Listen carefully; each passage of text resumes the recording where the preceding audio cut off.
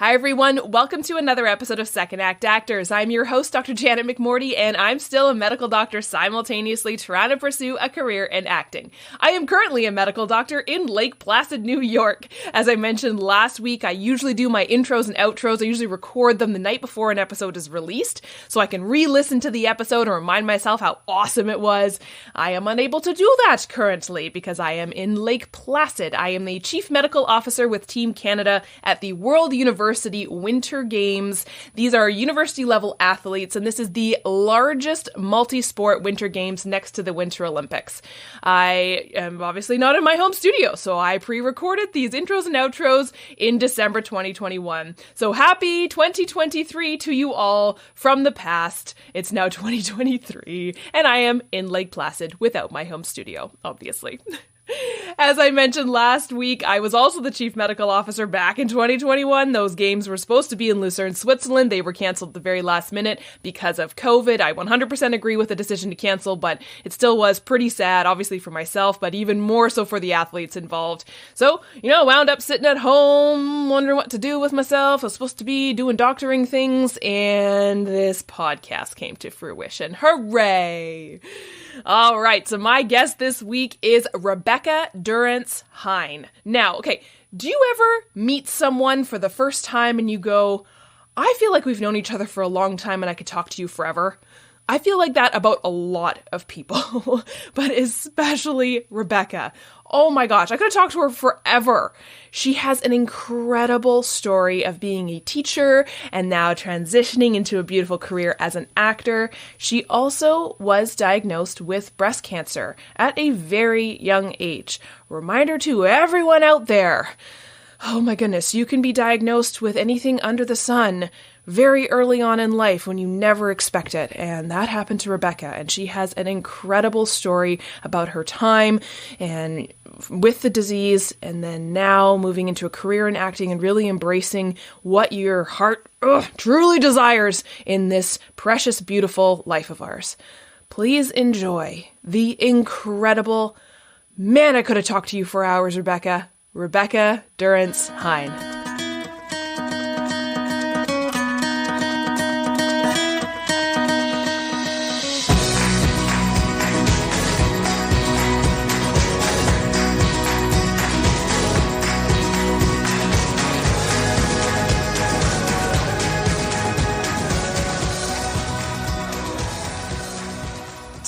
Story. How did you get into this crazy business?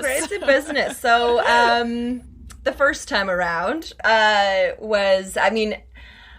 can't even really remember the first time I had the conscious thought that I wanted to act. I think it was one of those things that I was actually speaking to a friend of the family from when I was a little kid, recently, and she was like, "Oh yeah, I remember when you came up to me and you said, 'I'm Rebecca and I'm going to be an actor,'" and I don't even remember that, but that so I would have been really, really young, and my favorite thing when I was a kid, my mom was a big fan of just tossing us outside and letting us just play around in the yard, and we backed onto a woods. So, and in those days, they didn't think twice about, letting us go off into the woods by ourselves. But yeah, so my favorite thing to do was just make up imaginary games that, or worlds, and play make-believe and make up shows and plays. And it was really a ploy to allow us to stay longer at my friends' houses, because my mom would come to get us and we'd be like, "Wait, you have to see our show. We made a play. You have to see it. You have to stay. We have to stay." So my mom eventually noticed this and kind of got me into youth community theater and summer drama camps and stuff like that. And when I was in middle school, grade 7 and 8, I went to a international business and technology program. So basically the polar opposite of the arts. And I did it because a bunch of my friends were doing it and it just sounded interesting. And then the program continued in high school. And one day we were all, as a part of class, filling out the form and our applications for this program for grade 9. And I just remember having this very clear moment of this voice in my head just said, you don't want to do this. And I just closed the form, and that was it. I went home and told my mom that I wanted to go to the arts high school instead for drama, and that's when I really got serious about acting and actually thinking about it as a future. So then sort of a similar thing happened at university. I applied to like science programs. I thought I maybe wanted to be a vet. And you get 3 choices when you for the fee, you get 3 applications. And so I had applied to 2 science programs, and I was like, well, I have a third one. I'll just apply to a theater program. Why not? And I got into all of them and really realized that the science was a safe choice, and I was only picking it because it felt safe. But what I really wanted to do is theater. So I ended up in we're just acting in general. So yeah, I ended up in the theater program and did plays and stuff, and got an agent, went on a couple of auditions. But I was very, I'm a recovering people pleaser, as I like to say, which is difficult in a business like this one. It can be. And I took things very personally. I had, lots of self-confidence issues, as many of us do, especially at that age when you're kind of figuring out who you are. And when I graduated, sort of within 6 months, I had convinced myself that acting could not be my career, that was not a good, like a smart choice, and that, so I should probably get a real job. So I ended up working at a bank for a few years, and then I kind of like maxed out there. I would have had to do mutual fund courses and all of that stuff, and me and math is just not a good partnership. So I really didn't want to do that. So I decided to go to teachers college because that had sort of always been on my mind as a possibility. Pretty much my entire family is teachers, so that was a pretty obvious choice. So yeah, I went to teachers college and I started working, and acting was always there in the back of my mind. It was just like poking me, poke. Never really left me alone, and I would just told myself, I can always go back to it later. It'll always be there. And then when I was 28, so 5 years ago, it'll be 5 years in July, I was diagnosed with breast cancer. And that was a shock and completely, unexpected, of course. And through the course of, going through all of that, I took a very integrative route to my healing. So I did some of the conventional stuff, surgery and, chemo and hormone drugs and things like that. But I also did pretty much everything you can think of from the alternative world to complement and supplement that, and then lots of lifestyle changes and things like that. So I started learning more about the mind-body connection, and started digging into some, not just physical healing, but emotional healing as well. And, started to discover a lot of stuff about my insecurities and my lack of confidence, and how that definitely affected my choice to step away from acting and do something, quote unquote, real job, And I also, of course, we all know we're not here forever, but when we're young, it's really hard to imagine that one day we won't be here. And I realized that while I knew that acting would always be there, I now knew that I might not always be here to pursue it. So I pretty quickly decided that, I have to start doing the things I want to do now.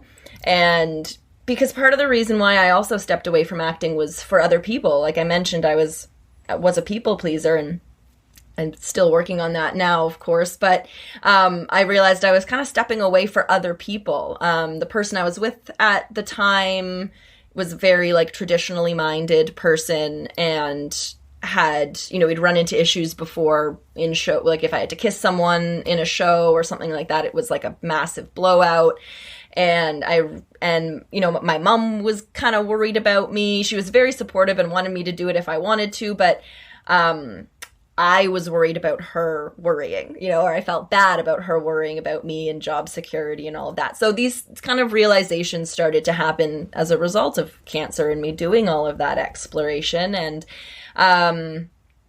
I realized that I needed to start living my life for me and doing the things that I, want to do and feel that need to do now. Because now I realize if you have something in your brain that's poking you and poking you and poking you and won't let go, like that is something that you're supposed to be doing. There's a reason that you have those dreams and you have that need. So I got back into both like theater, but also then got an agent for film and TV and started taking film acting classes and all that good stuff. So and I just haven't looked back. It's been great. Oh my gosh. There's a lot there. Story. But what an incredible story, and obviously incredible meaning like the positive and the negative, like shock to the system. Holy crow. Mm-hmm. Tell me more. And so I'm a medical doctor, so like we could go into all the lovely medical things you had to go into, but no. I want to know more about the mental health and the emotional health work that you did when you were going through your cancer epic journey that brought you now here. Tell me more about that. Yeah. So it was really difficult to know at first how I came through it as well as I did mentally. I mean, I had my days and my weeks for sure. But overall, I felt like I had come through it better than average mentally and emotionally. And I really wasn't sure at first how I had done that. And so I'm a writer as well. And I started writing a blog to share my experience because I came through it so well. I thought maybe there's something in here other people could find value in or help in. But I also wanted to figure out how I had done that. And writing has always been very therapeutic for me, very, supportive of my mental and emotional health. It's sort of how I express myself the best, I feel. I started writing and totally did a lot of stuff, like come up and come out. And I think like the main thing that I started noticing was that I was just a lot more grateful for stuff. I remember like very clearly driving up. I live in Hamilton and we have the mountain, as we call it. It's really just the Niagara Escarpment. But I was going up. There's some really lovely passes up the mountain that are, it's covered in trees and you can look out over the whole city. And it was just a gorgeous day and the trees were so green and I just was overcome by this feeling of gratitude that I was still alive and like healthy enough to be able to drive myself to my appointments and to be here to just like appreciate this moment. And that was really my first experience with conscious gratitude. And I started trying to find more and more things to be grateful for in my experience. And as I always say, what you focus on grows. And so the more and more I focused on gratitude, the more and more positives started revealing themselves to me. And the more positives I found, the easier it was to let go of the anger and the resentment and the bitterness at having been diagnosed. Even the fear, because if I could find something good in cancer, then like, doesn't matter what life throws at me, right? Even if it's cancer again down the line, like I'll be able to find those positives again. So it was really that sort of kick-started the positive growth. And that's one of the main things that got me through mentally and emotionally was, finding all of those positives. And some days it feels impossible, for sure. But, I always like to say, you can visit those dark places, but you just don't want to live there. Like, it's totally normal to get into those like dark head spaces where you're thinking about your mortality and how long you're going to be here and like all of the fears and all the anxieties. But you don't want to live there all the time. So doing as much as you can to pull yourself out. And for me, that, really was gratitude. And just continually coming back to the things, big and small. Like it could be tiny, teeny tiny. Like I'm so glad the sun is out today.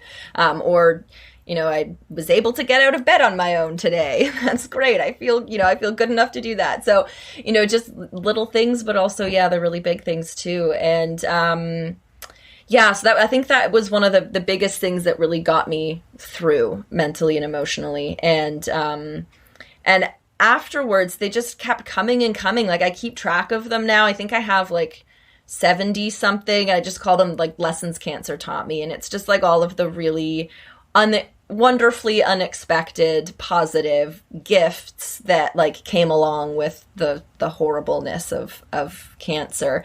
And I think that's really what like keeps me going too now, is just like, more is coming, more positive is coming all the time. And that's really great and really wonderful. Yeah. Yeah. And I'm going to kind of relate this, and I know that this is a terrible comparison, cancer to acting, but I think it's the mindset, and I've talked about this before with other people, about, having real life experiences, as awful as they are, can benefit your acting career because you have things to pull from. Totally. As opposed to just making it all up. Yeah. But not only that, but you have now the tools, like you were saying, to bring yourself into a dark place that we need to do for a lot of characters a lot of the time. But like exactly what you're saying, you have the capability to now pull yourself out of that and recognize, the director has yelled cut. Yeah. Yes. Yeah. We're not in that anymore. Yeah, it's so true. So true. It's really funny because I was just saying that exact thing to someone else a couple of days ago, that, it informs us emotionally, all the things we go through, and it makes it that much easier to empathize with the characters that we get given. The more life experiences you have, I find the easier it is to relate to other people. And that's like definitely true of acting too, and characters. And also like going through that, because I took an integrative route, I really had to trust myself and the decisions that I was making. And I really had to rely on my gut and my instinct to tell me when something was right or wrong, the right or wrong thing to do. And it just helped me develop so much confidence in myself and so much faith in my gut and my intuition. Because that was something that was missing the first time around when I was in my early 20s and I called it quits without even trying really. I just automatically assumed I couldn't do it. And I got through something like insanely difficult that I never thought I would have to go through, or even if I thought about it, never thought I would get through it. But I did. So like, if I can do that, then like I can do anything, right? So it's like, it's given me so much confidence. It really has. A friend asked me one time, he was like, how are you so confident? Because he was struggling a little. He's an actor as well, and he was struggling a little with it because he was also coming back to it after a long time off. And I just looked at him and I said, well, I went through cancer, so I don't recommend it for you. But like, that's what I did. I remember, and I am in no way like saying that we have similar life experiences in any way, shape, or form. But I remember talking to my therapist about. So my mom passed away from cancer 8 years ago when I was in my final year of medical school. And I remember, so this sounds so stupid even just saying it out loud. I remember telling my therapist that I was feeling like if it wasn't for my mom dying, I don't know if I'd be good at acting, or if I don't know what would have happened. What would have happened? Not like what would have happened. It's not like I'm saying thank God my mom died. No, exactly. But and she was just like, no, Janet, what you're talking about is like life. Yeah, exactly. That's what happens. That's what happens. Yeah. Right. It's what happens. Right. Yeah. And you deal with it. Yeah, use it. Exactly. Because what else are you going to do with it? Like, sit and feel awful and let it, like, ruin your life? No, like, you have to keep going. That's the only choice. The only choice is to going. And yeah, and it's so funny. I feel the same. I always say now, like, I wouldn't take back cancer if I could, because I don't know where I would be without it. I wouldn't be acting. I wouldn't be the person that I am. Like, my life would just look completely different without it. Which is a really weird thing to say, that, like, I feel grateful to cancer. What? Like, I feel not grateful to cancer, not grateful I had it, but I'm grateful for the experience that it initiated, right? Yeah. Yeah, it's a weird kind of weird mind melt. It's weird. Yeah. It is. But I think also, like, putting that on cancer or any life trauma, it takes power away from it, right? Yeah. You're just like, I bet you weren't expecting me to say that about you, cancer. Yeah. Yes, exactly. It does. It takes, and that's the whole, the same thing with that was why I think the gratitude and the lessons and focusing on the positives and the silver linings, like, that's why it helped so much, because it did. It took the power away from cancer and gave it back to me. And that's just such a helpless feeling to find yourself in when you first get diagnosed. So yeah, that was just, and that's what it is. Yeah, it takes its power away. Yeah, you didn't think that this was going to happen, did you? Take me back to the thought process for wanting to go into a more kind of like conventional career path, the safe route. Was there pressure from anyone? Like, a lot of people feel pressure from parents, or just from society, or just from, like, the first world country we live in. Yeah. Where did you feel that pressure? Was it just pressure built within you? Yeah. So I think it mostly had to do with me. My dad passed away from cancer when I was 11, and oh God, yeah, and my reaction to that was, I'm going to do everything I can to make life as easy as possible for the people around me. I'm not going to, and that's when I started being a people pleaser, because when I was a kid, I was a spitfire. Like, I did not care what anyone thought of me. I told you what I thought, and, like, that was it. But when my dad passed away, there's a very, very clear difference in who I was before and after. And I got very quiet. I downplayed myself and my abilities. I didn't like to speak up. I didn't want to rock the boat. I didn't want to, and if that started out with my family and coming from a place of love and wanting to make it easier for my mom. But then, of course, that just you end up becoming that just ends up being your default mode. And so that spread into every area of my life, with my friends, at school, eventually in relationships. And I just kind of like shrunk. I just diminished myself. And acting is not a place where you want to diminish at all. Like, you really just have to bust yourself open and let it all out. And that was not my modus operandi up until that point. And I really just didn't want anyone else to leave me. That was it too, right? Even though my dad didn't choose to leave me, but there was just that your brain is trying to protect you and trying to think of all the things it can do to make sure that nothing like this ever happens again. So yeah, I just turned into this, like, people-pleasing person who did everything for everyone else and literally nothing for herself. And so as I said, my mom was, like, super supportive. She always said, like, do what you want to do. But I could always tell there was that, like, hesitation and worry on her end. I could sense that sort of energy coming off of her. So I knew that she was going to feel better if I chose something else. And again, this was not something I sat down and said to myself, okay, mom's going to be better if you choose something else. It's just who I had become. And so it just subliminally happened. But what I told myself was, this was like, and then again, like I said, the guy I was with at the time didn't want him, knew he didn't like that I was acting, knew that we'd had issues before with when I had to have a relationship on stage with somebody else. So again, didn't want him to leave me, didn't want to rock the boat, didn't want to make things difficult for us. So, okay, I better, choose something that's more traditional and more stable and more regular.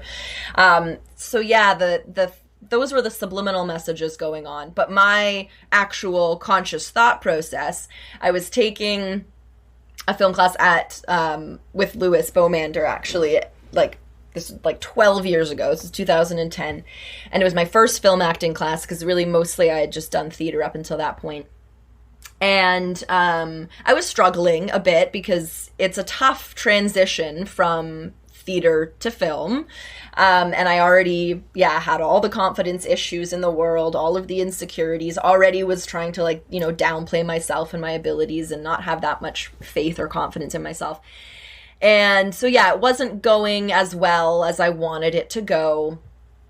And I kind of just said to myself, I don't like film. Instead of being like, okay, why isn't this working? What could you, instead of looking inward, it was easier to just say, I don't like film. I don't like it. It's not for me. And then the next thought was, okay, well, there's even less money there's a lot less money in theater than there is in film. So that's never going to work. That's never going to be a career. Never even tried, by the way. So how did I know? But that, and I was just coming up with all the excuses. So if I don't like film, so that means I'm going to do theater, but there's not any money in theater, so I can't do that. So that means I'm going to have to get another job. And that was sort of the very easy, in my mind at that time, logical leapfrog that I made from, I want to do this when I graduated, to like literally less than a year later being like, I'm done. I'm working at a bank.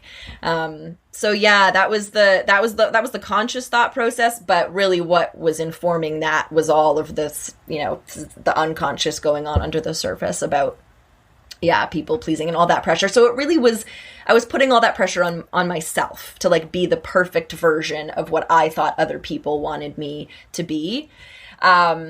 And again, this whole realization of all that unconscious stuff, that all came about as, a result of, me just changing fundamentally as a person after cancer. So finding my voice, finding my confidence, finding, who I meant to be this whole time, who I want to be, that all then enabled me. It's what gave me the confidence to say, I'm doing it anyway. Like, maybe it won't work out, but if I don't know, if I never try, getting to the end of my life, potentially much sooner than I thought, was a way scarier thought than just putting myself out there and trying. Because, like, what's the worst thing that's going to happen? You're going to get rejected a lot. But, that doesn't have anything to do with, like, who you are as a person. There's so many factors that go into casting. Because that was something else that I used as an excuse, too. I was like, I am not a confident, secure enough person to deal with the amount of rejection that's going to happen. I just assumed that was going to happen, which it does. But I also assumed that rejection was going to be about me, which it's never about you personally. It's just, oh, you didn't fit physically, or you don't live in the right location. We'd have to pay for you to, get here, and this person does, and whatever. Like, who knows? There's so many factors that go into it, and very rarely is it ever about like who you are as a person. So, yeah.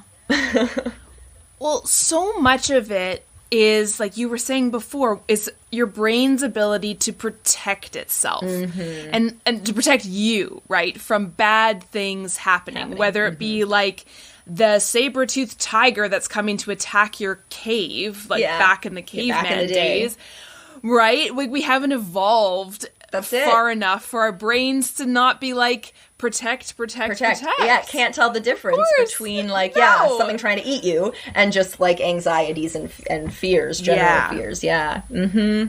For sure.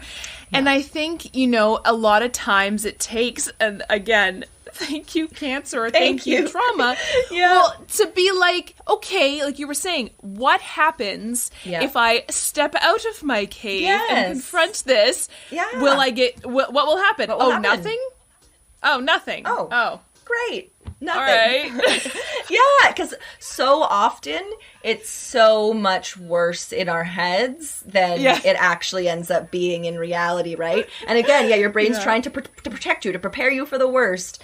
And then, you end up talking yourself out of like really wonderful opportunities, and potentially your dream life, just because you're too afraid to step out the cave. Yeah, I heard a really great quote, and I think it's from Hamlet, and I don't know the actual quote, but it was, nothing is ever as good as you think it'll be or as bad as you think it'll be. That's it. And it's not about it's not about there are bad, horrible things that can happen that are awful, but it's more about the little everyday things. The little everyday things. Yeah. They're never as bad or as good as we think. Yeah. And the thing about the future being unknown, the really great thing about it being unknown is that you don't know what's going to happen. So something amazing, it's equally as likely that something amazing is going to happen as something less amazing than that. And I think we always assume that it's going to be the worst outcome. Always. And, but in my experience, the majority of the time, it's never as bad as that. Maybe it's not perfect, because nothing's perfect, but rarely has the result, been as bad as I was afraid it was going to be. And it's equally as likely that, I didn't think cancer was going to turn out this way for me. It's way better than I ever thought that, the end result was going to be. I had no idea, but of course your mind goes to fear. And this is way better. I never would have imagined that this is where I would be, 5 years ago when I was diagnosed. Yeah. So you never know. You never know. Do you have any advice for anyone who's thinking about, getting back into acting or whatever it is that has been poking them in the back? Yeah. I think first, tune in to yourself, tune into your gut and your intuition, and start building a relationship with it and with yourself, because it'll serve you just in life in general. It'll serve you in helping to figure out what that thing is that's poking you. But if it is acting, that's going to help you a ton. Developing your own sense of your own ability to choose, and choose in a way that makes you feel great. That's key. That's key, because that's all you're doing when you're becoming a character. You're making choices. And I rely on my gut a lot when I'm developing a character and deciding how I want to play it. So that's the first thing. And then just going for it. Just do it. Don't let anything hold you back, and know that, what is meant for you cannot pass you by. So, go out there and get it, because as I said before, you never know how things are going to turn out. It could turn out way better than you were expecting, and likely it will. And I think if we're really afraid sometimes, or a lot of times, that things aren't going to work out the way that we want them to. But that doesn't mean, that the way we want them to work out, we may not even, know of all of the potential possibilities. The way we want it to work out, it could end up being way better even than that. Which, for example, with cancer, right? Of course I wanted to, at the end of it, be healthy and be here. But I could have never imagined that it would be as I would be as good as I am. And I think we have to apply that same thinking to every part of our lives, including our career. Because if you're afraid of it not working out, it's not going to work out. Because if you never try, it's not going to work out. So just putting yourself out there and knowing that it's entirely possible and very likely that it's going to be even better than you can imagine. Because we can't imagine the places we've never been. So just get out there and start exploring and just see what's out there. You can always go back to where you were before. There's no saying, I think we forget sometimes that if we decide to make a change or try something new, we forget that we can always go back to what we had before. If we decide, hey, you know what? I think I actually was happier there. This was a fun experiment, but that now feels like where I should be. that's fine. That's totally fine to do. And I think sometimes we forget that that is an option. So yeah, like don't let the fear of the future and what might happen hold you back, because you don't know. You have no way to know. So just get out there and try. And yeah. Love that. Yeah. Do you have any favorite on-set, on-stage class stories? Any crazy memorable stories? Oh, so the first like major production that I did at my university, there was lots of like student productions that happened, and like smaller groups that would put on shows, but like the big productions that were like put on by the department.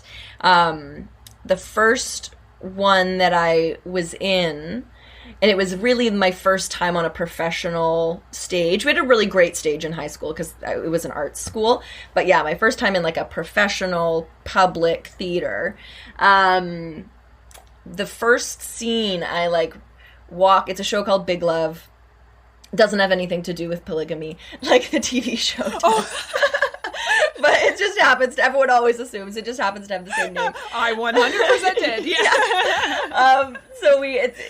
But the first scene, as I walk out from the VOM onto stage, and there's a bathtub full of water, and I get into the bathtub, and they would fill it up with hot water, and then over the 45 minutes before the show would start, it would cool down and it would, be fine. And our dress rehearsal, we would always invite, you could buy tickets to come and see the dress rehearsal, discounted tickets. So we had like a full audience, and I walked out onto stage, and again, this was my people pleasing, like not wanting to derail the show. I got into the tub, and it was like boiling hot water still, like so hot, and I didn't know what to do, so I just stayed in it because I didn't want to derail things, instead of like getting out and just sitting on the edge, or like there were so many things I could have done instead of staying in the very hot water. And then my co-star came out, and she was supposed to get into the tub behind me, and I just went like as like subtly as I could, was just like, do not get in the tub. So she didn't. She like stood behind me instead. But then I'm on stage the entire show, so I didn't get off the stage until intermission. And when I got back to the dressing room, my legs were just like bright red. It was just like a beacon. And someone came like running in with like cold towels and started putting them on my legs. And they were like, your legs were just like shining on stage like a beacon the whole time. Like it was so clear to everyone that I had been, just like minorly burned by boiled alive by this water. We just fill out like an incident report and everything else. Oh my god. So you better believe it was cold water the rest of the time after that. But yeah, that's probably the most like dramatic thing that has happened on stage. Don't recommend. Do not recommend. No. Oh my god. Yeah. It's unbelievable. Is there anything that you are looking forward to this year coming up? Yes. Well, as we were talking about a little bit before, I'm doing my first major voiceover role pretty soon in the sci-fi fiction podcast Cascadia. And it's on all the major platforms. You can check that out. And it's so good. So good. I know. I listened to the whole first season in like one sitting. Yeah. Oh. So amazing. So I'm really, really excited because it's not just, great to be working. It's also like something that I really like. I like really enjoyed the first season. And so I'm like really excited as a fan just to like see what happens next too. So that's really exciting to be a part of. And then I'm also doing...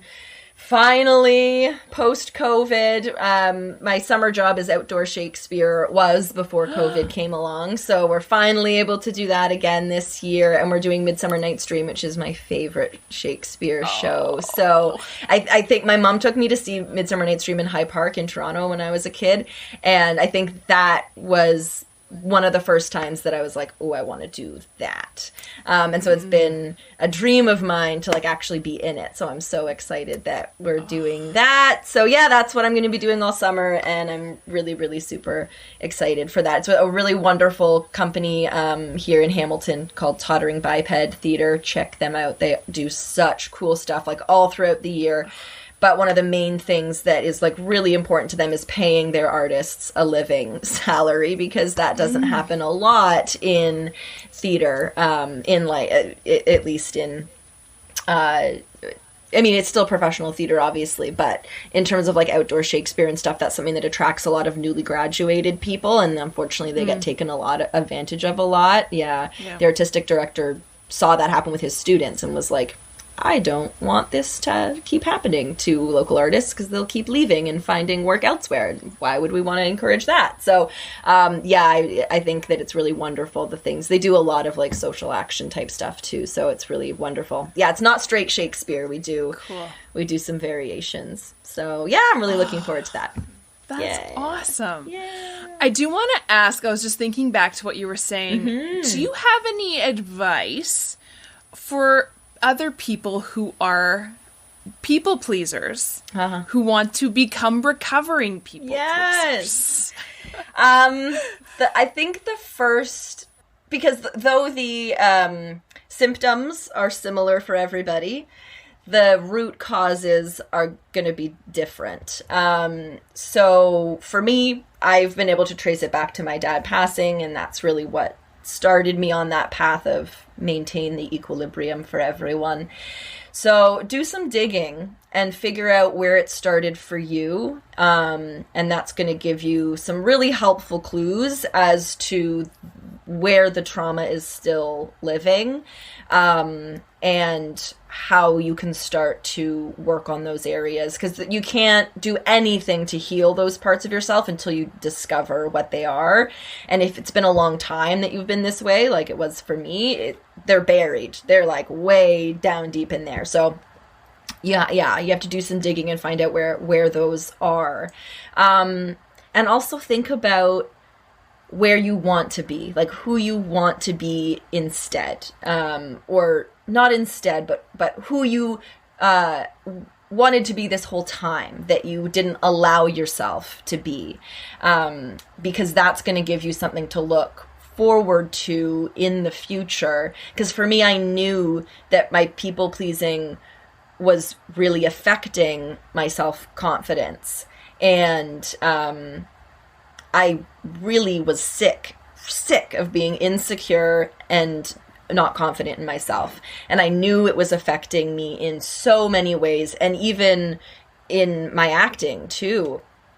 And so I, knowing that I wanted to be a more confident person in the future, and being able to work towards that or have that goal in mind, it made doing the work a little easier, because it's difficult to do that digging. It's hard, it's painful, can be, depending on, what started you down that path. So yeah, look for the catalyst, where it began. Look for the parts of yourself that need healing, the reasons why you started being a people pleaser. And look forward to who you want to be afterwards and work towards that. And therapy really helps. Therapy. Yes.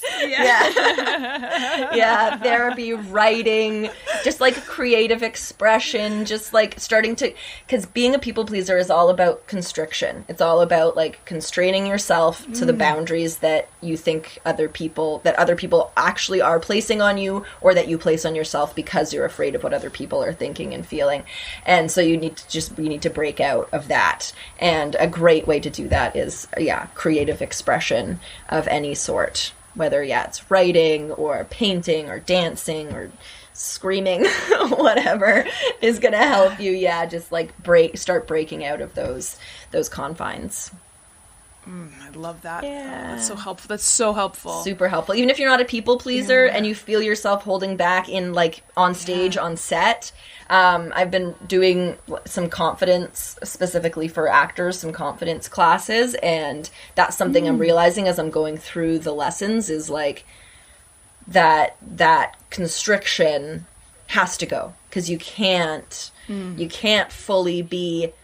it's kind of like what RuPaul says, how can you love yourself? Or how can you love anybody else if you don't love yourself? It's like, how can you try to fully embody someone else if you don't even like fully embody yourself and who you are?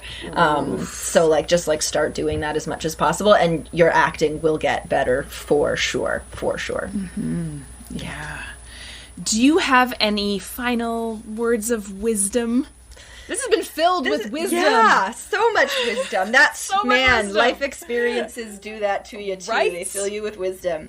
I think the biggest thing, if you are thinking about getting back into acting, don't beat yourself up for not doing it sooner. Don't regret or lament the time that you spent away, or even if you never tried, even if you never even tried for the first time.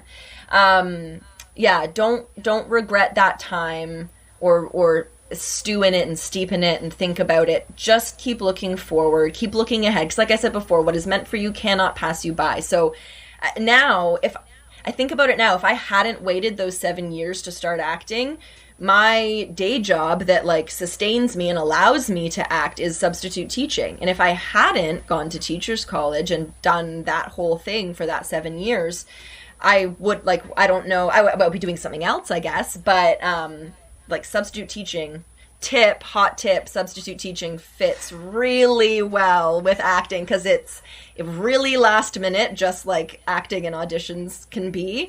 And it's very flexible and it pays well. So it's like a really, really great mix, those two together. So that's just a hot life tip. It's also kind of, it is. It's performative. It is performative. It's 100% performative. Yes. I've said that before, actually. Before I went back into acting, I said, you know what? Being an actor has made me a better teacher. Like being an actor first, because it gave me more confidence talking in front of people and all that stuff. It is performative, 100%.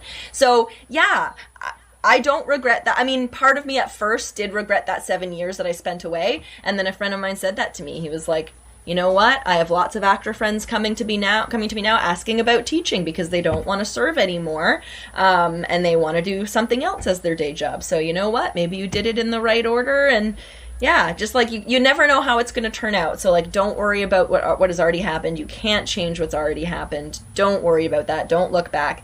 Just look forward. Focus on where you want to go and go for it. Literally, the biggest thing: don't let anybody stop you, including yourself. Because I can't remember who said it, but it's someone super famous. If you think you can't, you can't. If you think you can, you can. So just think that you can. Know that you can, because you can. You can. Yeah.